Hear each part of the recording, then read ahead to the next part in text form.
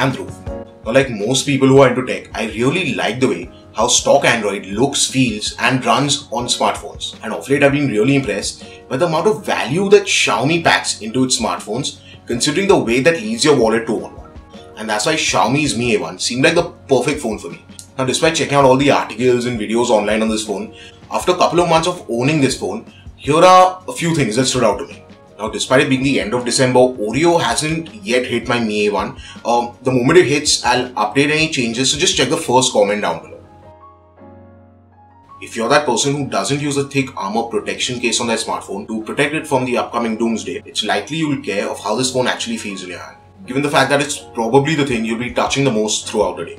Now, the SIM which is there right now in my Mi A1 came from my Redmi Note 4. The amount that the build is improved is more significant than you think, because both are metal phones, right? And yeah, this phone is thinner, but it's not just that. It feels significantly more solid and sturdy while using. Actually, the matte black version of the Mi A1 is one of the very few matte black metal phones that are actually considered using, because it doesn't get nearly the same amount of smudges and fingerprints that the Redmi Note 4 or some other phones get, and actually use the Mi A1 without a case most of the times. But it's a metal phone, and like most metal phones, the back of this is kind of slippery. So if you want a case, I really happen to like, the sandstone finish that was in the earlier OnePlus phones.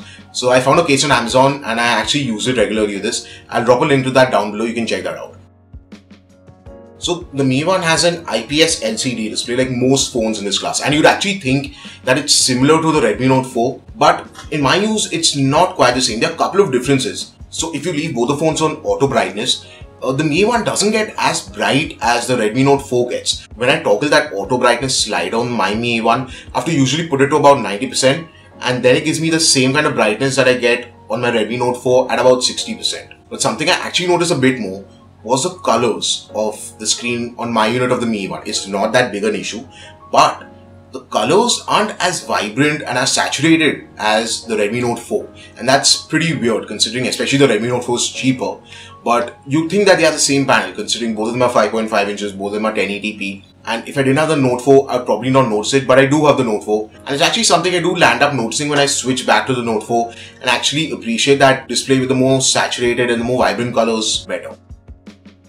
Now, the one major thing that actually sold me on the Mi A1 is the software. Actually, software and performance. I feel they go hand in hand. So the software is essentially stock, pure Android.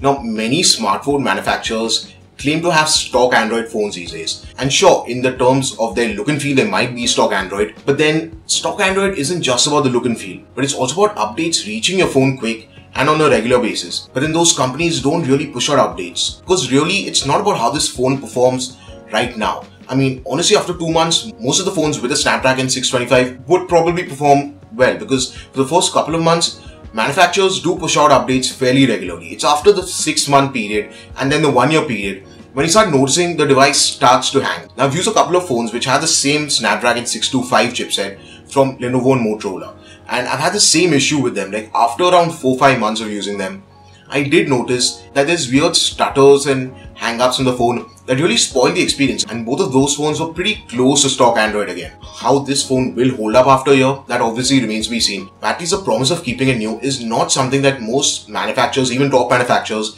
can promise these days. And that's something which I really like about this phone. I just hope Google and Xiaomi keep up to that promise. As far as performance is right now though, that's again one thing that really stood out to me. It's probably the smoothest and even the quickest Snapdragon 625 phone I've ever used, and I've used a couple over the last year or so. And honestly, this software, along with the performance of this phone, makes it a really pleasurable experience for me. To be honest, I couldn't care less what benchmarks say about the performance of this device.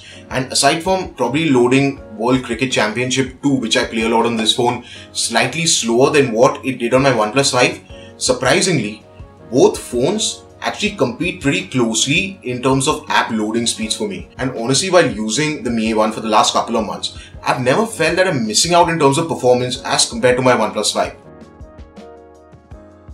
But predictably, one area where the Mi A1 is as far away from the OnePlus 5 as Apple is from being transparent about its slowing iPhones is the camera. The hype created by Xiaomi around these cameras was, according to me, just too much for the Mi A1's own good. It's definitely an improvement over the Redmi Note 4, and I do see this in two main areas. Number one is the graininess in low light pictures is definitely less than the Redmi Note 4, and also the clarity in those low light pictures is definitely more. And sure, the portrait mode, which gives you that salivatingly satisfying background blur, is reasonably well executed. But then there are also a couple of areas where the Mi 1 did let me down a bit. The first thing that I noticed is that there's something a bit off about the colors. The colors are too much on the cooler side for me, and in some photos I also noticed a slight brown hue, especially noticeable when there's some white background. And another area is in the videos. So there's absolutely nothing exceptional except that it records 4K. The issue that I have with the videos is, first of all, it doesn't have any stabilization at all. Now, the other issue I have with the video recording